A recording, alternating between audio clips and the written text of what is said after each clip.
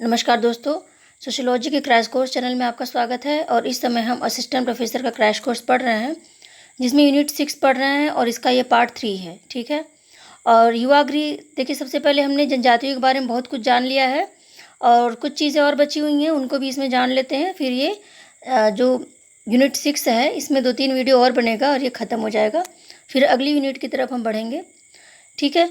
और आपका एग्ज़ाम अभी टाइम है, तो आप थोड़ा सा ब्रॉड स्टडी कर लेंगे तो आपकी जो सफलता की निश्चितता होगी वो बिल्कुल श्योर हो जाएगी। ठीक है।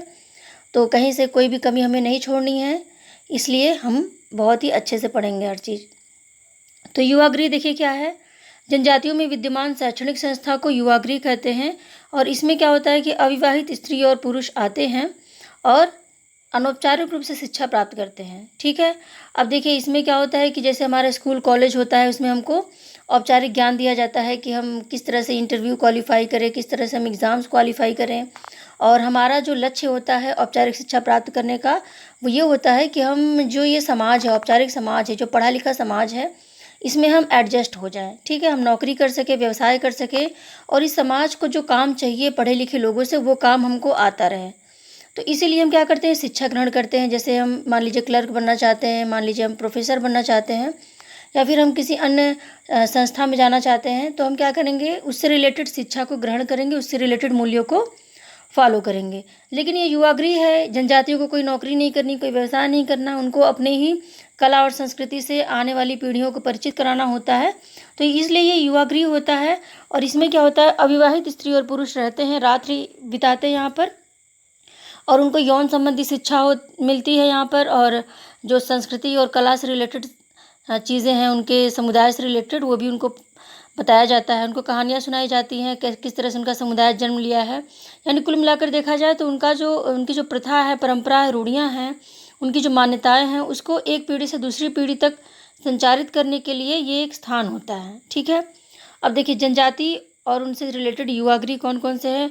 गोंड जनजाति का जो युवागृह है वो घोटुल है। ठीक है।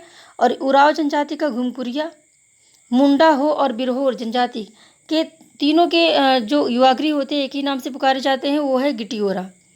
ठीक है। भोटिया का है रंगभंग और ट्रोबियांडा का है बुकू माटुसा। ठीक है। तो ये सब देखिए इंपॉर्टेंट है, एग्जाम में आता है, इसलिए मैंने ये सब मेंशन किया। और भी आगे आप देखते हैं। देखिए गारो का नोकपाते, खासी का चांग और अंगामी नागा का किचुकी है। ठीक है। नागा जनजाति भी कई भागों में बटी हुई है, तो उसमें अंगामी नागा है जो सबसे इम्पोर्टेंट है, तो उनका किचुकी है। अब देखिए दुबे, मजुमदार और बेत्ते तीनों ने एक कथन कहा है अपने अध्ययन में कि विशुद्ध मानवशास्त्रीय अर्थ में कोई भी समूह अब जनजाति के रूप में नहीं है, बल्कि संक्रांतिकालीन जनजाति है। ठीक है। जिसकी मूलभूत विशेषता है कि अनेक आधुनिक परिवर्तनों के कारण, अनेक आधुनिक संपर्कों के कारण परिवर्तन की प्रक्रिया में है। ठीक है। अब देखिए संक्रांति का मतलब क्या होता है। संक्रांति का मतलब होता है कि एक समूह को छोड़ने और दूसरे समूह को अडॉप्ट करने के बीच की स्थिति जो होती है, उसको हम संक्रमण काल या फिर संक्रांति काल कहते हैं। ठीक है। तो इसमें इन्होंने कहा कि जो जनजाति है वो जनजाति और ग्रामीण समाज के बीच में है। ठीक है। यानी जनजातियां जो है वो धीरे धीरे वो शहर से जो थोड़ा सा कम विकसित गांव है उस पर वो आकर्षित हो रही हैं और उस तरफ बढ़ रही हैं। ठीक है। तो गांव और जनजाति के बीच में क्या है, संक्रमण काल चल रहा है और जनजातियां जो है वो ग्रामीण समाज में विलीन होती जा रही हैं। तो अब कोई भी जनजाति शुद्ध नहीं रह गई है। ये बात कही जा रही है कि उन पर कोई न कोई समूह आकर प्रभाव डालता है। जैसे मान लीजिए कोई जाति है, कोई जनजाति है, वो जंगल में रह रही है। ठीक है। और वहाँ पे जो शहर के ठेकेदार हो गए, शहर के लोग हो गए, वो जंगलों में पेड़ काटने या फिर किसी अन्य तरीके से उसका उपभोग करने के लिए, या फिर वनों में कुछ ऐसी चीज़ें पाई जाती हैं जिसको लेना चाहते हैं, जैसे जानवर हो गए या फिर कुछ और, तो उसके लिए वो आते हैं। और जब आते हैं तो रहने के लिए वो जनजातियों के आवास स्थान पे ही रहते हैं और अपने प्रभाव वहाँ पर छोड़ जाते हैं। ठीक है। तो ये क्या होता है कि उनके अंदर जो शुद्धता है वो धीरे धीरे समाप्त हो जाती है। कभी कभी वहाँ की स्त्रियों से वो यौन संबंध भी बनाते हैं, तो ये धीरे धीरे शुद्धता जो है। फिर देखिए एलपी विद्यार्थी ने जनजातियों को 4 भागों में बांटा है। कौन कौन से भाग हैं।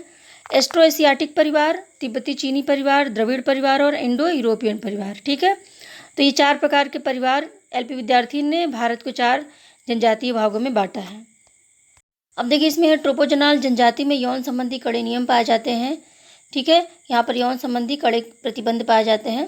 फिर अगला देखिए, वह कौन सी जनजाति है जिसमें स्त्री बाकायदा समारोह पूर्वक आभूषण पहनकर विवाह करती है किंतु फिर भी वह पति को भूल जाती है। ठीक है, अब देखिए इसमें क्या है कि इसमें जो नायर जनजाति होती है, नायर जनजाति में पाया जाता है कि जब कोई लड़की कुंवारी होती है तो वो एक व्यक्ति से शादी करती है, घर वाले तय करते हैं, शादी होती है और शादी में वो उसका चेहरा नहीं देखती। ठीक है, और जैसे ही शादी कंप्लीट होती है वैसे ही वो अपने घर चली जाती है और जो लड़का होता है वो अपने घर। ठीक है, यानी बाकायदा समारोह पूर्वक सबको खिलाया पिलाया जाता है और बहुत ही अच्छे आभूषण पहने जाते हैं, लड़की को बहुत ही सुंदर सजाया जाता है।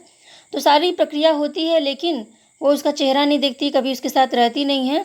ठीक है, वो एक प्रतीक के रूप में होता है और उसके बाद वह नवमुद्री ब्राह्मणों का जो समुदाय होता है उसमें से किसी भी व्यक्ति से यौन संबंध स्थापित करती है। ठीक है, यानी इनका जो विवाह होता है वह एक प्रतीक के रूप में केवल होता है, बाकी का जीवन वो अवैध संबंध के रूप में करते हैं। ठीक है, तो इसीलिए इसमें विवाह के परिदर्शक पति, यानी पति जो एक केवल दर्शक के रूप में होता है, पति वास्तव में होता नहीं, वो की प्रथा पाई जाती है।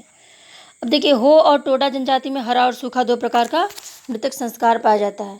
तो देखिए दो प्रकार का मृतक संस्कार कैसा होता है। हो और टोडा दोनों ही जनजातियां मानती हैं कि जो आत्मा होती है वो भटकती रहती है और किसी भी समय वो अपने शरीर में पुनः प्रवेश कर सकती है। ठीक है, इसीलिए शरीर को 2 से 3 दिन तक के लिए रखा जाता है, इंतजार किया जाता है आत्मा का, और उस समय क्या होता है केवल एक प्रतीक के रूप में कर दिया जाता है मृतक संस्कार और उस बॉडी को जलाया नहीं जाता। ठीक है, 3 दिन के बाद जब आत्मा उसमें नहीं आती है तो बॉडी को जला दिया जाता है। तो इस प्रकार से हरा और सूखा, यानी मृत्यु के तुरंत बाद जो मृतक संस्कार होता है वो एक प्रतीक के रूप में होता है, वो हरा संस्कार होता है, और सूखा संस्कार वो होता है जिसमें मृतक को जला दिया जाता है। ठीक है, टोडा जनजाति की जो संस्कृति है उसको भैंस संस्कृति कहते हैं, क्योंकि इनका जो प्रमुख व्यवसाय होता है वो भैंस पालन होता है। ठीक है, और गौशाला जो होते हैं, इनके मंदिर होते हैं, दुग्ध जो होता है इनका प्रसाद होता है। तो कुल मिलाकर देखा जाए तो ये भैंस की पूजा करते हैं। ठीक है, तो गाय भैंस जो होता है ये इनकी पूजा करते हैं और इनको ये सबसे प्रमुख मानते हैं। और इनके यहाँ जो गौशाला होती है वहाँ पे स्त्रियों का प्रवेश वर्जित है। ठीक है, तो ये सब चीज़ें हैं। टोडा की जनजाति की संस्कृति क्या है, भैंस संस्कृति। ठीक है, अब देखिए जनजाति में विवाह जो होता है, हमने विवाह के 8 प्रकार देखे थे, लेकिन विवाह के कुछ रूप होते हैं। पहला है एक विवाह, दूसरा है बहुपति विवाह, तीसरा है बहुपत्नी विवाह। तो एक विवाह में क्या होता है कि ये 2 प्रकार का होता है, एकल एक विवाह और क्रमिक एक विवाह। एकल में क्या होता है कि आपने एक बार विवाह कर लिया, पत्नी की मृत्यु हो गई तो आप दोबारा शादी नहीं कर सकते। क्रमिक में पत्नी की मृत्यु के बाद शादी कर सकते हैं। अब देखिए बहुपति विवाह में क्या होता है, ये भी 2 प्रकार का होता है, भ्रातृक बहुपति विवाह और अभ्रातृक। ठीक है, तो भ्रातृक में क्या होता है कि एक लड़की होती है और उससे सभी भाई शादी करते हैं, यानी जिस लड़की की शादी जिस घर में होती है उसके सभी भाई उसके पति हो जाते हैं ऑटोमेटिकली। तो ये क्या हो गया, ये भ्रातृक बहुपति विवाह हो गया। अब भ्रातृक में क्या होता है कि इसमें एक लड़की होती है, उससे अलग अलग घरों के लड़के शादी करते हैं, यानी लड़की के कई पति तो होते हैं लेकिन वो आपस में भाई नहीं होते। ठीक है, तो ये देखिए ये दोनों ही प्रथाएं जो हैं अभी भी पाई जाती हैं असम में, तिब्बत में पाया जाता है, आज भी पाया जाता है तिब्बत में, असम में पाया जाता है, और इसी तरह से और भी जो इलाके हैं जो जनजातीय क्षेत्र हैं, ठीक है, जो पहाड़ी इलाके हैं वहाँ पे ये प्रथा प्रचलित है। और तिब्बत में तो ये आम प्रचलित है, वहाँ पे एक विवाह देखा ही नहीं जा रहा है, ज़्यादातर वहाँ पे बहुपति विवाह ही देखे जाते हैं। 2 ही पति होंगे लेकिन एक से ज़्यादा पति वहाँ पे आम प्रचलित है। ठीक है, अब देखिए टोडा जनजाति की संस्कृति, सॉरी ये तो हो गया है। अब देखिए इसमें बहुपत्नी विवाह क्या है। बहुपत्नी विवाह में पति जो एक होता है और पत्नियां कई होती हैं, तो बहुपत्नी विवाह अक्सर मुस्लिम समुदाय के लोगों में पाया जाता है और इसमें जो स्त्रियों की स्थिति होती है अत्यंत निम्न होती हैं और उसमें अच्छे से उनकी देखभाल नहीं हो पाती। ठीक है, तो ये लोग अपने संपत्ति का, अपने शान शौकत का प्रदर्शन करने के लिए इस प्रकार के विवाह शुरू किए थे और ये विवाह जो है प्रचलित हो गए। अब देखिए एलपी विद्यार्थी ने पवित्र नगरी गया के अध्ययन के आधार पर पवित्र संकुल की अवधारणा दी। ठीक है, तो इन्होंने गया का अध्ययन किया। गया आप जानते ही हैं बिहार के पास है और यहीं पर भगवान गौतम बुद्ध को ज्ञान प्राप्त हुआ था और इसीलिए उन्होंने पवित्र संकुल की अवधारणा दी और मैंने इसका एक वीडियो भी बनाया है एलपी विद्यार्थी का, उसको आप देख लीजिएगा पवित्र संकुल क्या है। तो एलपी विद्यार्थी ने क्या किया, इसमें 3 तत्वों को सम्मिलित किया, धार्मिक भूगोल, धार्मिक प्रतीक और धार्मिक विशेषज्ञ। धार्मिक भूगोल में क्या होता है कि वो जो एरिया होता है गया के आसपास का जो एरिया है वो क्या है, वो पवित्र है, ठीक है। वो भूगोल जो है, वो जो भौगोलिक क्षेत्र है वो पवित्र है। धार्मिक प्रतीक मतलब जो उनका प्रतीक होता है, मान लीजिए किसी वृक्ष को प्रतीक मानते हैं, किसी चिन्ह को मानते हैं, तो वो पवित्र है। और धार्मिक विशेषज्ञ यानी जो वहाँ के पंडित होते हैं, जो बौद्ध धर्म के जो बौद्ध भिक्षु होते हैं, वो क्या है, पवित्र विशेषज्ञ हैं। तो इसी सब को मिलाकर, इन सब को प्लस करके जो बन रहा है वो क्या है, पवित्र संकुल। अब देखिए छठी अनुसूची में वर्णित है कि असम, मेघालय, मिजोरम, त्रिपुरा, ये जो 4 राज्य हैं और ये अपने अधिकार क्षेत्र के भीतर पूर्णतः स्वतंत्र है, ठीक है, यानी स्वायत्त है ये पूरी तरह से। और इन्हें राज्य के भीतर राज्य की संज्ञा दी जाती है, यानी एक असम राज्य हो गया। असम राज्य के भीतर भी ऐसे क्षेत्र जहाँ पे जनजाति बाहुल्य है वो अपने अंदर पूरी तरह से स्वतंत्र हैं, ठीक है, यानी देश के अंदर वो एक राज्य तो है, लेकिन वो अपने अंदर शासन करने के लिए पूरी तरह से स्वतंत्र है। और जो केंद्र होता है वह उतना ही हस्तक्षेप कर सकता है जितना उनके विकास के लिए आवश्यक है, और अन्य प्रकार का हस्तक्षेप वो नहीं कर सकता। अनुच्छेद 340 के तहत शैक्षणिक संस्थाओं में नामांकन व अध्ययन के लिए आरक्षण का उपबंध है, यानी इनके आरक्षण का उपबंध है कि इनको अच्छे से आरक्षण दिया जाए ताकि इनकी शिक्षा अच्छे से हो सके, ठीक है। यदि ये अपनी योग्यता से नौकरी नहीं पाते हैं शैक्षणिक संस्थाओं में, यदि वो स्थान नहीं पाते हैं तो अनुच्छेद 335 के तहत इन्हें सरकारी नौकरियों में आरक्षण का प्रावधान है। आरक्षण का प्रावधान पहले 10 वर्ष के लिए, सबसे पहले देखिए 10 वर्ष के लिए बना था, और जब ये 10 वर्ष के बाद देखा गया कि हाँ पर्याप्त प्रतिनिधित्व नहीं है अनुसूचित जाति, जनजाति और पिछड़े वर्ग का, तो इसे और भी ज़्यादा बढ़ा दिया गया, ठीक है। इस तरह से 10-10 वर्ष बढ़ता चला गया और अभी तक ये आरक्षण चल रहा है। और ये जो अनुच्छेद है 335 है, यानी जनजातियों को जो आरक्षण मिला है वो 335 के तहत मिला है। तो कुछ जनजातियां हैं, कौन कौन सी हैं, कोटा, टोडा, उराली, लेप्चा, कवरड़ा और राजी, ओंगे, जारवा, शोम्पेन, ठीक है। तो ये सारी जनजातियां क्या है, ये चिंताजनक स्थिति में है, और सबसे ज़्यादा जो बुरी स्थिति में है वो है ओंगे जनजाति, ठीक है, मैंने आपको बताया था। तो ये अगर मान लीजिए एग्जाम में आता है कि कौन सी जनजाति इसमें है जो लुप्त हो रही है, वो इसमें यही सारी जनजातियाँ हैं, ठीक है। तो आप अच्छे से याद कर लीजिएगा कौन कौन सी जनजातियाँ हैं। अब देखिए वेरियर एल्विन ने जनजातियों के संबंध में अलग थलग की नीति तथा जनजाति जिस क्षेत्र में निवास करते हैं उसे राष्ट्रीय उपवन घोषित करने की बात कही, ठीक है। तो इसमें देखिए वेरियर एल्विन ने क्या कहा कि जो जनजाति जहाँ पर रह रही है उसे क्या है, राष्ट्रीय उपवन घोषित कर दिया जाए, बाकी क्षेत्रों का इस पर कोई भी हस्तक्षेप ना हो, और वो अपने राज्य क्षेत्र के अंदर अपने अंदर वो क्या है, स्वतंत्र हो, ठीक है, यानी राष्ट्रीय उपवन हो, और यहाँ पर दूसरे लोग का हस्तक्षेप मना हो, यानी चारों तरफ बोर्ड लगे हो कि यहाँ पर आना मना है, ये राष्ट्रीय संपत्ति है, ठीक है।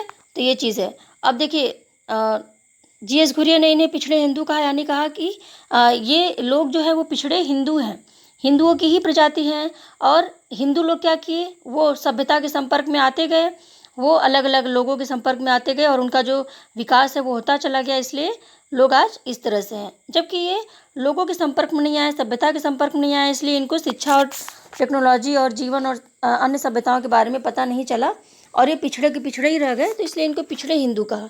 और इन्होंने आत्मसात की भी नीति कही, और इन्होंने कहा कि इन लोगों को आत्मसात किया जाना चाहिए, इन्हें स्वीकार किया जाना चाहिए। जवाहरलाल नेहरू ने एकीकरण की बात कही, ठीक है, इन्हें अपनाने की बात कही है। पंजाब, हरियाणा, दिल्ली, चंडीगढ़, पांडिचेरी और ये जो राज्य हैं ये जनजातियों के जनसंख्या इसमें बहुत ही बिल्कुल शून्य है, ठीक है। तो अगर पूछा जाए कि किस निम्नलिखित में से किस राज्य में जनजाति जनसंख्या नहीं पाई जाती, तो यही सारे राज्य होंगे, ठीक है, जिसमें पंजाब, हरियाणा, दिल्ली, चंडीगढ़ और पांडिचेरी, ठीक है। अब देखिए नायर जनजाति में विवाह के परिदर्शक पति की प्रथा पाई जाती है। मैंने आपको बताया था कि विवाह तो होता है लेकिन पति पत्नी एक दूसरे को नहीं जानते। देखिए प्रथम जनजाति आयोग के जो अध्यक्ष थे वो UN डेवर थे, ठीक है, और ठक्कर बापा को आदिवासियों का मसीहा कहा जाता है। तो ये सब तथ्य है, याद रखिएगा। प्रथम जनजाति आयोग के अध्यक्ष कौन है, UN डेवर, और ठक्कर बापा को आदिवासियों का मसीहा कहा जाता है क्योंकि उन्होंने आदिवासियों के लिए काफ़ी कुछ कार्य किया हुआ है। अफ्रीका को जनजाति महाद्वीप कहा जाता है, ठीक है, क्योंकि सबसे ज़्यादा विश्व में जनसंख्या यदि जनजातियों की पाई जाती है कहीं पर तो अफ्रीका में। SC राय को भारत में प्रजाति लेखन के जनक माना जाता है, यानी सबसे पहले प्रजातियों के बारे में लिखना शुरू किया, जनजातियों के बारे में लिखना शुरू किया किसने, SC राय ने, ठीक है। और इन्होंने भारत और भूटान की सीमा पर रहने वाले टोटो जनजाति का अध्ययन किया था। अब देखिए हिंदू विवाह अधिनियम के अंतर्गत वर और वधू की आयु कितनी होनी चाहिए, तो वर की 18 वर्ष और वधू की 15 वर्ष होनी चाहिए, कई बार एग्जाम में आ चुका है। अब देखिए कुछ आंदोलन है और उनको सुमेलित किया गया है, आप देख लीजिए। विरसा आंदोलन ये एक जातीय आंदोलन है। सुधार आंदोलन, भगत आंदोलन एक सुधार आंदोलन है। और पृथकतावादी नागा आंदोलन, उपराष्ट्रीय आंदोलन झारखंड। इन आंदोलन के बारे में मैंने पिछले वीडियो में अच्छे से चर्चा की है, तो आप एक बार उसको देख लीजिएगा। अब देखिए, माँ के भाई के साथ विवाह कर्नाटक के देशस्थ ब्राह्मणों में पाया जाता है। तो ये एग्जाम में कई बार आया है कि किस समुदाय में माँ के भाई के साथ विवाह किया जाता है, तो वो है कर्नाटक के जो देशस्थ ब्राह्मण हैं। छत्तीसगढ़ की कवरणा जनजाति को मृत प्राय माना जाता है। ठीक है, यानी ये मरी हुई जाति है ऐसा माना जाता है। तो इसको ऐसे भी पूछा जा सकता है कि छत्तीसगढ़ की कौन सी जनजाति को मरी हुई जाति माना जाता है। ठीक है, अब देखिए, जनजातियों का प्रथम अध्ययन सबसे पहले किसने किया था? एलपी विद्यार्थी ने। भारत की बात हो रही है, भारत में सबसे पहले जनजातियों का अध्ययन शुरू किया था एलपी विद्यार्थी ने। और जबकि जनजातियों के बारे में सबसे पहले किसने लिखा था? एससी राय ने। ठीक है, अब देखिए, गोंड जनजाति में हत्या करने वाले व्यक्ति को न्यायिक संगति मिली है, जिसमें दांडिक भोज कराया जाता है। यानी गोंड जनजाति में प्रचलित है कि यदि कोई व्यक्ति किसी अन्य व्यक्ति की हत्या कर देता है तो वो पूरे गांव को खिलाता पिलाता है और उसमें उसका जो दंड है वो माफ़ कर दिया जाता है। ठीक है, ग्रामीण समाज देखिए, रूरल सोसाइटी, ग्रामीण समाज। जब मनुष्य ने घुमंतू जीवन से निकलकर स्थायी रूप से रहना प्रारंभ किया तो गांव की स्थापना हुई।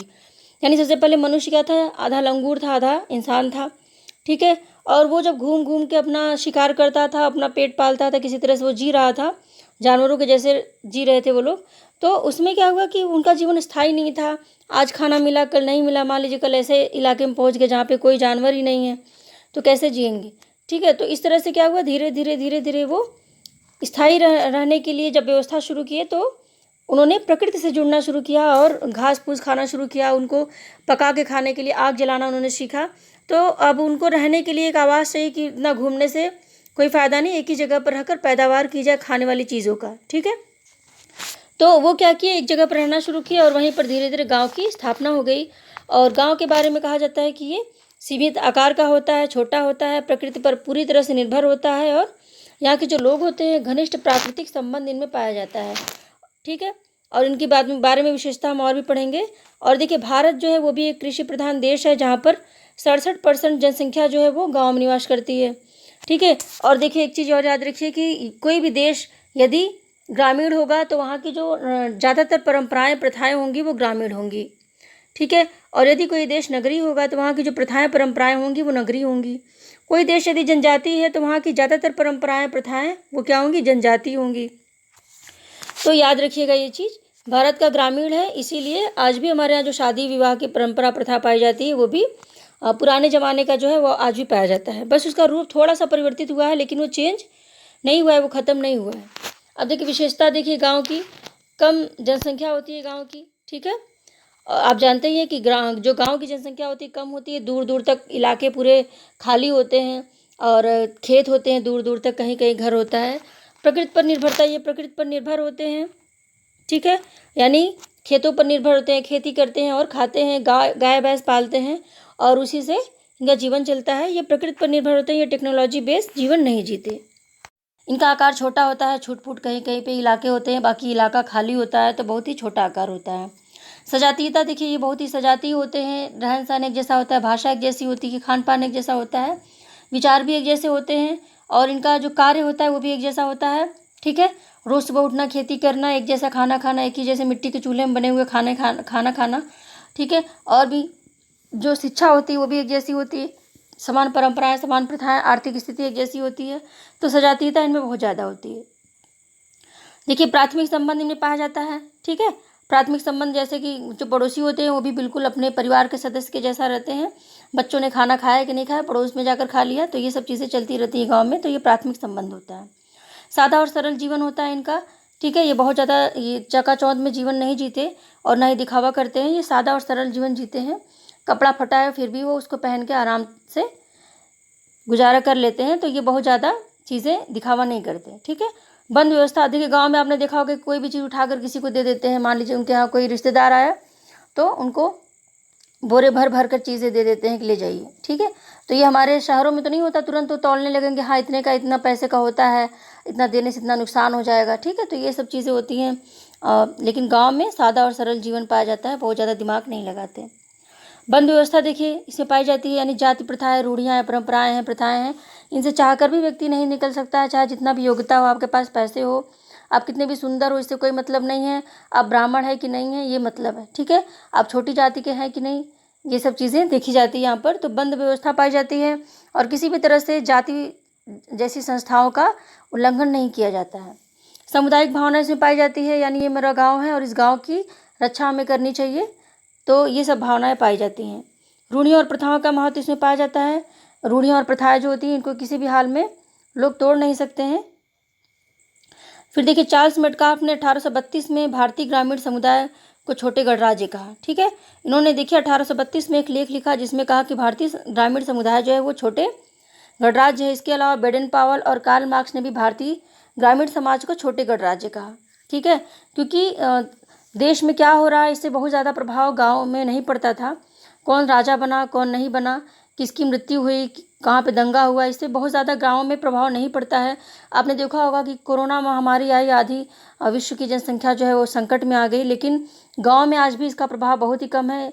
कोई कोई गाँव में कोरोना से प्रभावित हुआ, ज़्यादा प्रभाव नहीं पड़ा, ठीक है। तो कोई भी चीज़ होता है तो गाँव में सबसे कम प्रभाव होता है, सबसे लेट में प्रभाव जाता है। अब देखिए, अमेरिकी सांस्कृतिक मानवशास्त्री रॉबर्ट रेडफील्ड को ग्रामीण समाजशास्त्र का जनक कहा जाता है, ठीक है। और नगरीय समाजशास्त्र के जनक कौन है? Robert park. और ग्रामीण समाजशास्त्र के रॉबर्ट रेडफील्ड, ठीक है। रेडफील्ड ने मैक्सिको के टोपोजनाल गांव का अध्ययन किया और उन्होंने कुछ अवधारणाएं दी, जैसे लोक समाज, कृषक समाज, लोक नगरी सातत्य, लघु व दीर्घ परंपरा, लोक संस्कृति, लोक समुदाय, ठीक है। इनको हम धीरे धीरे पढ़ेंगे एक एक करके। तो ये सारी चीज़ें इन्होंने बताई हुई है और इनका जो अध्ययन है वो काफ़ी इम्पोर्टेंट माना जाता है। और इन्होंने यहाँ के कल्चर का अध्ययन करके बताया कि ये लोग बहुत अच्छे होते हैं। मैक्सिको के टोपोजनाल गांव के अध्ययन करके बताया कि ये लोग बहुत अच्छे होते हैं और इनमें सहनशीलता, प्रेम, सद्भाव पाया जाता है। जबकि इनके विपरीत ऑस्कर लेविस ने सेम इसी जगह का अध्ययन किया और इनके विपरीत चीज़ें प्रस्तुत की। उन्होंने कहा कि यहाँ के लोग बिल्कुल अच्छे नहीं होते, ठीक है, ईर्ष्यालु होते हैं और दूसरों का दमन करने वाली प्रवृत्ति होती है। फ्रेंड्स, तो वीडियो को लाइक ज़रूर करें। मिलते हैं फिर अगले वीडियो में, तब तक के लिए नमस्कार।